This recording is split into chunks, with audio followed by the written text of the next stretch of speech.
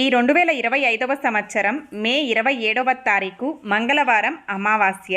అలాగే శనీశ్వర జయంతి కూడా. వైశాఖ అమావాస్య ఇది. చాలా అంటే చాలా శక్తివంతమైనది. ఎవరైతే నరదృష్టి దోషాలతో ఇబ్బంది పడుతూ అనారోగ్య సమస్యలు కానీ ఏదో తెలియనటువంటి నెగిటివ్ ఎనర్జీలతో కానీ ఇబ్బందులు పడుతూ ఉంటారో అలాంటి వారికి తప్పకుండా ఉపయోగపడేటటువంటి రోజనే చెప్పవచ్చు. అదేవిధంగా శని బాధలతో ఇబ్బంది పడేటటువంటి వారికి ఈ శని జయంతి చాలా బాగా ఉపయోగపడుతుంది.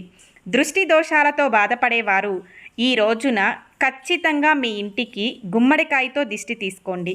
అలాగే కల్లుప్పుతో మీరు కూడా దిష్టి తీసుకోండి.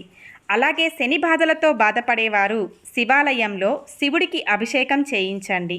అలాగే నవగ్రహాలకు 9 ప్రదక్షిణాలు చేసి శనీశ్వరుడికి తైలాభిషేకం చేసి నల్ల నువ్వులను దానంగా ఇవ్వండి. మీ జాతకంలో ఉన్న శని బాధలన్నీ తొలగిపోతాయి. ఈ విషయాన్ని 10 మందికి షేర్ చేయండి. Please like, share and subscribe.